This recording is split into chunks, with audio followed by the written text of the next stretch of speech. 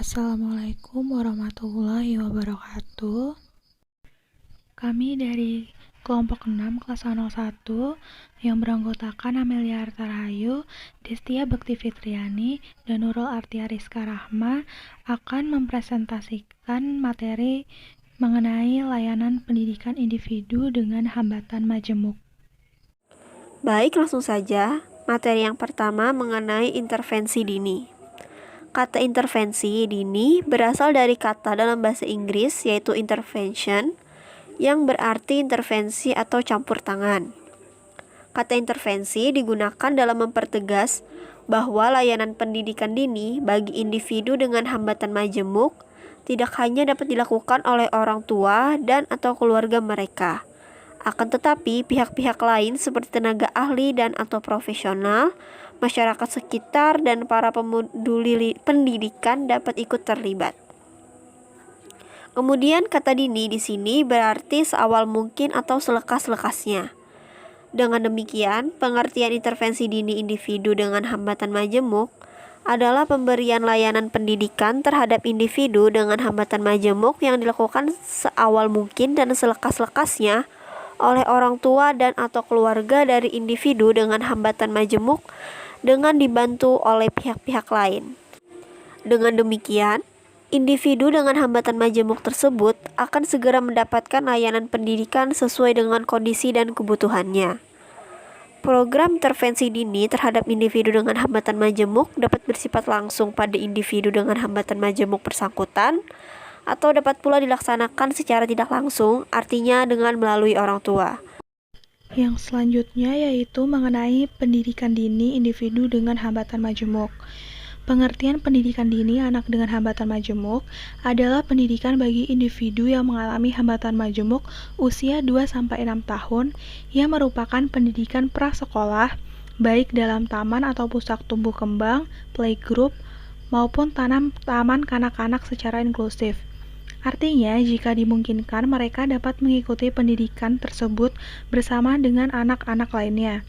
Tujuan pendidikan dini individu dengan hambatan majemuk adalah memungkinkan individu dengan hambatan majemuk dilayani secara tepat dan selekas mungkin pada lembaga pendidikan yang ada di dekat tempat tinggal mereka. Dengan demikian, potensi mereka dapat berkembang sejak awal. Dalam pendidikan dini anak individu dengan hambatan majemuk, diperlukan guru khusus atau guru pembimbing khusus untuk membantu memberikan layanan pendidikan bagi individu dengan hambatan majemuk yang mengikuti pendidikan baik di taman atau pusat tumbuh kembang anak, playgroup, maupun taman kanak-kanak. Namun demikian, hal ini juga dapat diatasi dengan jalan memberikan pelatihan tentang layanan pendidikan bagi individu dengan hambatan majemuk terhadap guru yang sudah ada. Baik, materi selanjutnya yaitu mengenai sekolah khusus. Sekolah khusus atau yang disebut dengan sekolah luar biasa adalah sekolah yang khusus diperuntukkan bagi individu yang mengalami hambatan, termasuk individu yang mengalami hambatan majemuk. Dalam sekolah khusus bagi individu dengan hambatan majemuk ada berbagai layanan pendidikan, yaitu antara lain yang pertama ada sekolah rumah sakit atau hospital school. Sekolah rumah sakit atau hospital school adalah bentuk layanan pendidikan yang dilaksanakan di sebuah rumah sakit. Layanan semacam ini dibutuhkan jika terdapat siswa dengan hambatan majemuk yang ternyata menyandang penyakit menahun atau yang bersangkutan memerlukan perawatan secara intensif di rumah sakit untuk jangka waktu yang cukup lama. Pihak rumah sakit menyediakan dokter dan guru khusus untuk bekerja sama memberikan layanan pendidikan bagi siswa dengan hambatan majemuk tersebut, yang pelaksanaannya merupakan kerjasama antara sekolah dengan rumah sakit. Di Indonesia, sekolah ini masih jarang dilaksanakan. Yang kedua, sekolah khusus berasrama atau resident school. Sekolah khusus berasrama adalah persekolahan khusus bagi individu dengan hambatan majemuk yang disertai dengan penyelenggaraan asrama bagi mereka. Siswa dengan hambatan majemuk hanya berkesempatan pulang ke rumah masing-masing pada waktu liburan saja. Tujuan dari sekolah khusus ini adalah agar individu dengan hambatan majemuk selain memperoleh pendidikan di sekolah khusus, juga secara lebih intensif masih memperoleh bimbingan dari ibu asrama atau pembimbing yang bertugas memberi bimbingan kepada individu dengan hambatan majemuk setelah jam sekolah selesai. Yang ketiga, sekolah khusus harian atau day school.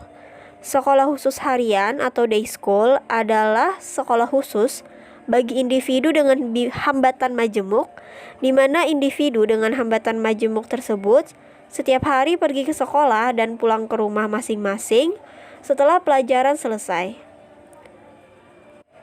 Tujuan sekolah khusus harian antara lain agar selain memperoleh pendidikan di sekolah khusus, individu dengan hambatan majemuk masih tetap mendapat pendidikan dari orang tua mereka dan dapat berintegrasi dengan masyarakat lingkungan rumahnya. Sebagian besar sekolah khusus yang dilaksanakan di Indonesia adalah sekolah khusus berasrama dan sekolah khusus harian. Sekolah khusus untuk individu dengan hambatan majemuk sering disebut dengan sekolah luar biasa bagian G atau SLBG. Yang keempat, ada kelas mandiri. Kelas mandiri adalah program pendidikan bagi individu dengan hambatan majemuk, di mana sehalaman dengan sekolah umum dibangun kelas-kelas khusus untuk siswa yang mengalami hambatan majemuk. Meskipun demikian, segi-segi pendidikan dan persekolahan antara siswa yang mengalami hambatan majemuk dan siswa-siswa lain tetap terpisah.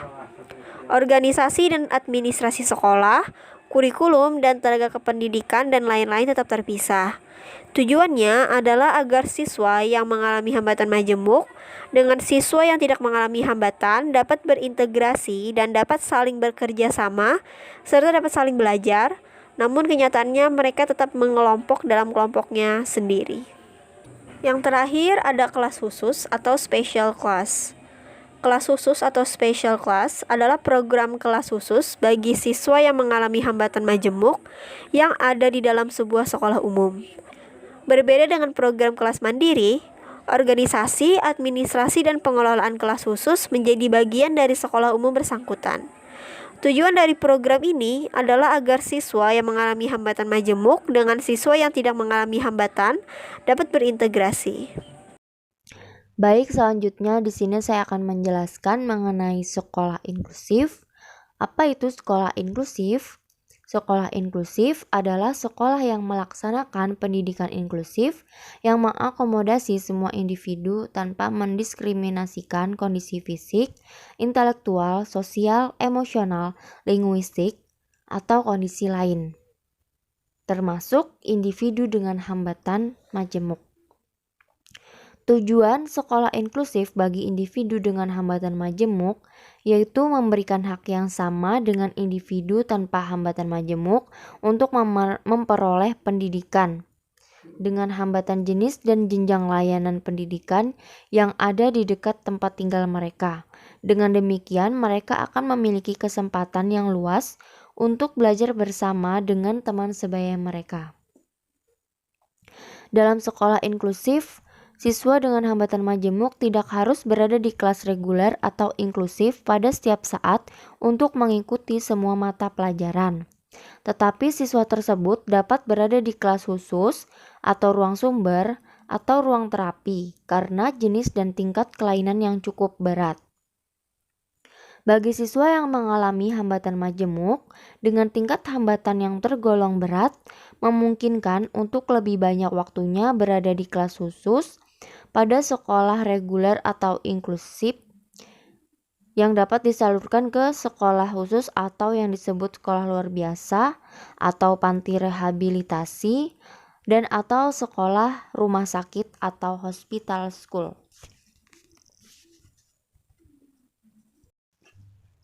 Selanjutnya yaitu mengenai pendidikan vokasional. Pendidikan vokasional yaitu pendidikan yang menunjang pada penguasaan keahlian terapan tertentu. Kurikulum yang terkait dengan program vokasional dan kemandirian bagi anak berkebutuhan khusus yang bersekolah di sekolah khusus menjadi prioritas utama. Pembelajaran keterampilan hidup dan kerja atau program kemandirian merupakan hal yang penting bagi kehidupan peserta didik berkebutuhan khusus, sehingga porsinya lebih besar. Hal itu dimaksudkan agar setelah menyelesaikan sekolah, keterampilan itu dapat digunakan untuk bekerja dan hidup secara mandiri. Pendidikan vokasional bagi individu dengan hambatan majemuk adalah pendidikan kejuruan yang mempersiapkan individu tersebut untuk memasuki dunia kerja yang dapat dipilih sesuai dengan potensi, hambatan maupun kebutuhan mereka. Tujuan pendidikan vokasional bagi individu dengan hambatan majemuk adalah untuk mencapai kemandirian, kepuasan, integrasi sosial, dan kualitas hidup yang baik. Pendidikan vokasional ini perlu direncanakan secara matang.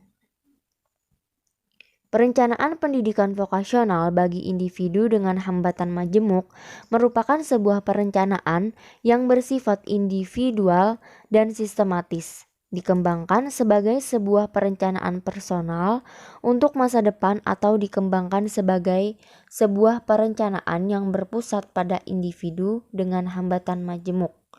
Perencanaan tersebut perlu mengidentifikasi kekuatan, ketertarikan, latar belakang keluarga, dan aspirasi keluarga dari individu dengan hambatan majemuk, dan perkembangan keterampilan untuk kemandirian bekerja, hidup, dan partisipasi dalam masyarakat.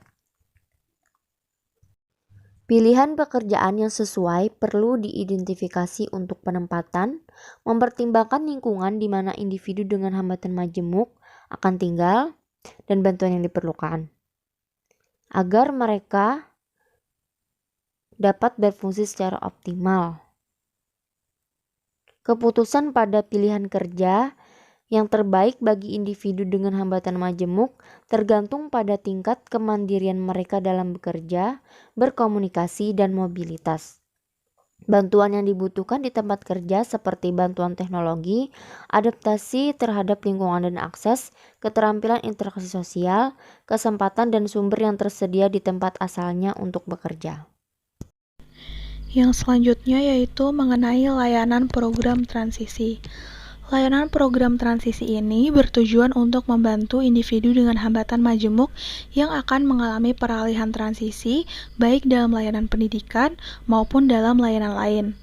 Dalam masa transisi, individu dengan hambatan majemuk membutuhkan layanan yang akan mempersiapkan mereka memasuki layanan pendidikan berikutnya atau memasuki dunia kerja.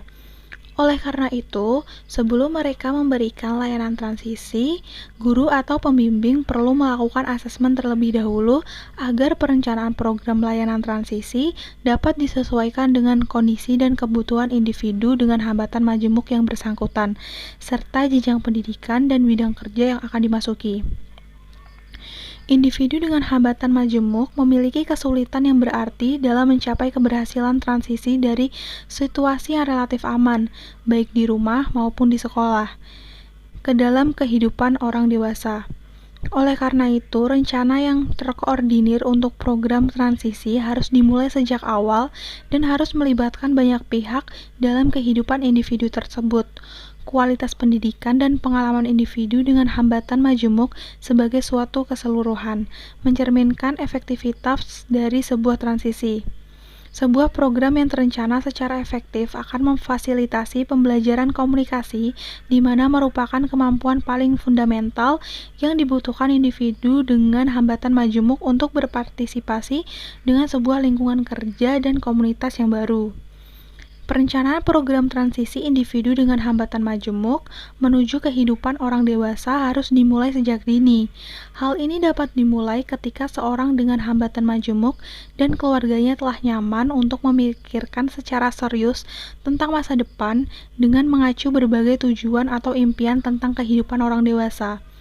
Landasan dari sebuah perencanaan program transisi adalah visi yang jelas, membahas mengenai kehidupan orang dewasa untuk individu dengan hambatan majemuk. Tujuan harus berhubungan dengan kehidupan rumah, pekerjaan, rekreasi, pendidikan selanjutnya, dan masalah gaya hidup orang dewasa.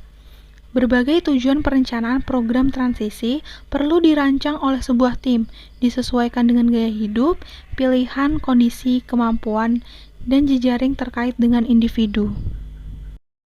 Mungkin hanya itu saja yang dapat kelompok kami sampaikan. Terima kasih atas perhatiannya. Wassalamualaikum warahmatullahi wabarakatuh.